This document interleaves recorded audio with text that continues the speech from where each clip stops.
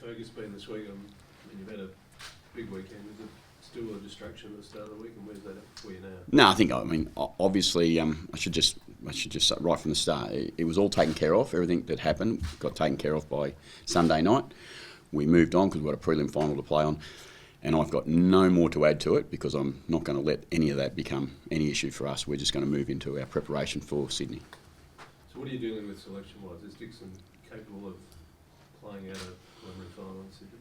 Yeah, we hope so. I mean, he was going to play in a semi-final last week other than being ill, so we're optimistic that he'll be available to play. We're optimistic that Burton will also be available to play, but we don't announce the team till tomorrow night. We train in Sydney tomorrow, so there's lots of things still to tick off and get through before we can confirm ins or outs.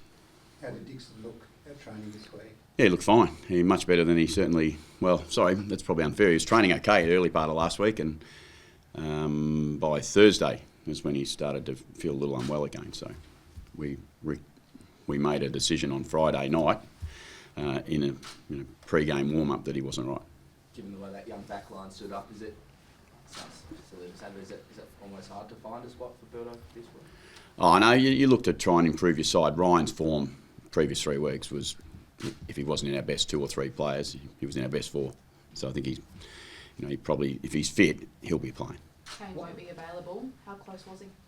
He's just going through his normal rehab, and look, he's pushing really, really hard. I mean, we've got no timeline on that, and we don't want to be distracted by anything, so we'll just let him go about his business and see where it ends. What was behind that good run against the Swans recently? Is there anything in that record? No, I think it's just one of the things that happen in footy over a period of time. You have these runs, you haven't won, you have won, you do win, you don't win. All those things happen in different phases. Both teams understand. It's got absolutely nothing to do with what's going to happen on Friday night. Same with that 112 point? Yeah, no, that was just we've been involved with 2 of those games the opposite, and we know that sometimes it just gets away. If it doesn't stop you turning up at your next performance, knowing that it's a line ball game and you've got to be ready. The majority of those games have been Adelaide Oval. What's the SCG do to the way you want to play your game? Oh no, I think all grounds have their own little unique challenges, and SCG is certainly a little bit wider than what Adelaide Oval is. But we know that if you don't bring a full commitment to contest and team defence against the Sydney Swans, they'll just slice through you.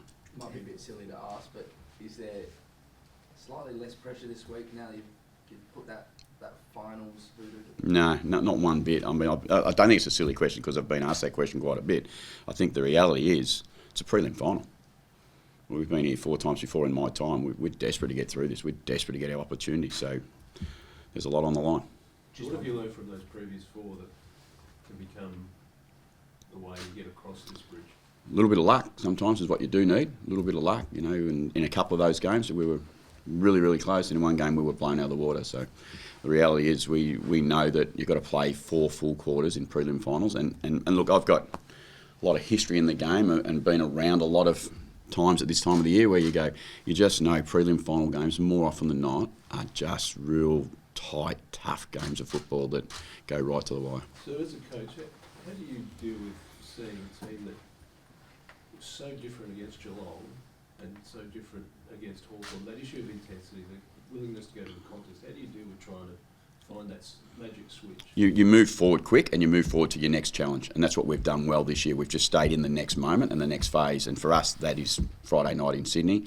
We don't look back too far, we don't look forward at all, so we just stay in the moment, knowing that every moment you play AFL football, finals or not finals, if you don't bring the right intensity, you leave yourself open to some really bad performances. If you have your intensity at a really high level, you can leave yourself open to some great performances. Are you a better coach for those prelim final losses and what you can learn from them? I'd like to think everyone gets better with time and experience. I think that's just a matter of fact. I think I've always been told that you are a better coach every game because you've learnt something along the way, and if you haven't, you probably shouldn't still be doing what you do. So I think I look forward to every day to improve myself.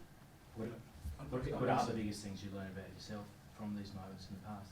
The prelim finals and stuff. Yeah. Again, it's down to small moments. But it is down to moments, and they're really big moments, and they'll be amplified, win or lose. They'll become bigger moments or smaller moments. And for us, it is around consistency of behaviour. That's what I would say it's around. In terms of your mentality, your finals record mentality was obviously questioned a little bit before last week's game. I think you'd even said to the players, is the moment too big for you in the lead up to the game? What does it actually do for the group that you're able to show last week that it's not? Oh, and I think again, Matt, every time you do is you gain a bit of confidence around the performance, but it's more around what you did to create that performance. It's not so much around the outcome and the result. It's around what you do to create that performance. And our boys understand, like I'm sure the Sydney boys do too, exactly the same. And the other two teams playing this weekend, with top four sides in the ladder now, you separate yourself by consistency, and our blokes are understanding of what it's going to take. It's probably gone under the radar this year how many times you've got the job done in really close games. I guess that's something you can draw on when you say these games are such fine margins. Well, that's what separates the competition now. We all understand that, don't we? Like through the home and away season, small margin wins are massive when you get to the end of the year with the ladder. And clearly in a final and a cutthroat, somehow you've got to find your way in front at the end of the game. And we put a lot of time, but I think every club, we shouldn't stand and say we're the best at putting that in or not putting that in. I think every club puts a lot of time into that. What does give me confidence that we've executed really well in those really tense moments a lot, and that's really pleasing. You surpassed Mark Williams' record this week for most games coach of the club. I know last week you said you'll reflect post your career, but does it fill you with a sense of pride? I mean, you had a lot of doubters, a lot of knockers, even in this room around, and then you're now at the top of the Yeah, no, it does. I mean, I will reflect at some point later on in life, and you go, you know what, it's just part of my journey, and I'm really pleased to have been part of the Port Adelaide Football Club for a long period of time. Footy Club's been amazing to me, and I can't thank them enough. And the reality is, we, the team, and everyone involved, have got a job to do this Friday night that's more important than anything else. You gave Jace Burgoyne top votes as a defender. Did he have to stay there? Is that... Just says he can play there. Says he can play there. He's a really good player. I mean, he's such a really special moment for a young player to emerge like that. And a lot of people will tell you in football, in any finals, you make your name and you make your appearance known to the world a little bit in a final. And I think Jace, to his credit, in a really strong team performance, that was the most pleasing. The whole team stepped up and they all had to play a role. But yeah, Jace was significant. Okay, what's the update of Marshall? Yeah, he's in the protocols, concussion protocols.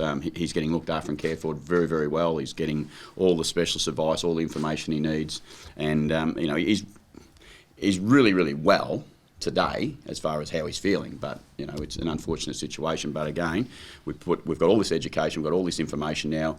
We put him through the right protocols from here, and we look after his health first and foremost. That's all we worry about, is making sure Todd's okay. What are his markers like at the moment in terms of would he be available? It'd be unfair of me to talk about them, I think, to talk about someone's personal health with those sort of things, with a brain or a head injury. You just got to be a little bit careful. If it's a hamstring or something, say he's going okay, he's running, hitting top speed, but this stuff is a bit more day-to-day, where I leave the experts to do that. So you don't know if he'll be available next week then? No, not even considering what's after Friday night. I'm just considering what Friday night is. How concerned is his personal health there? Not whether he can play or not play, but just how concerned are you by that? Oh, and I've had good conversations with Toddy this week. Todd's a really smart individual. He understands what's going on, and he's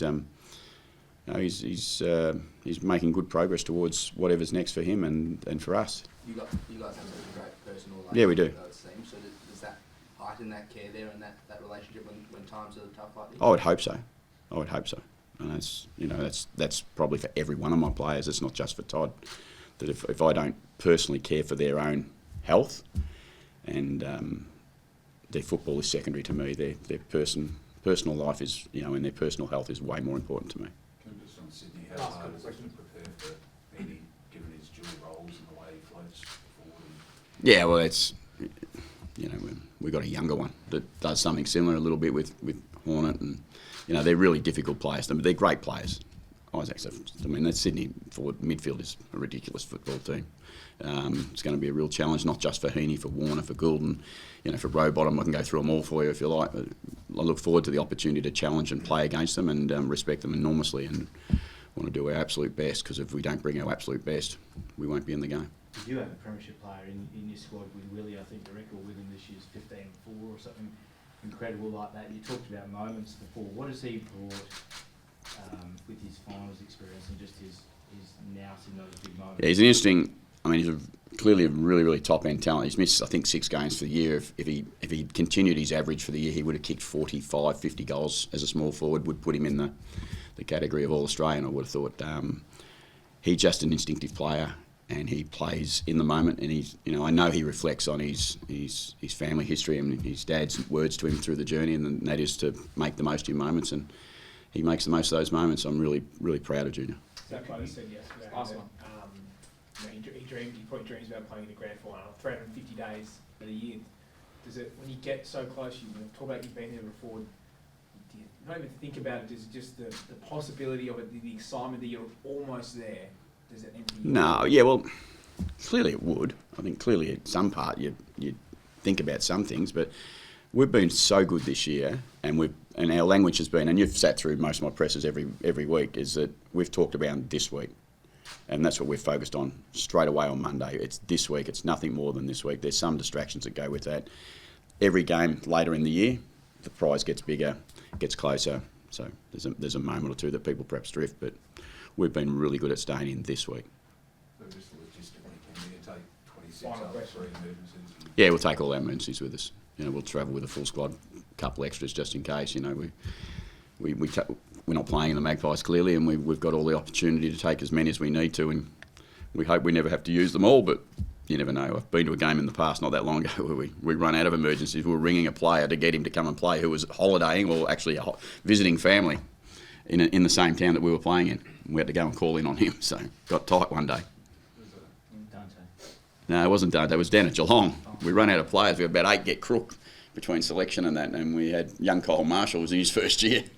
So that's what happens. So you cover as many bases as you possibly can, and particularly at this time of the year when you've got the availability of players.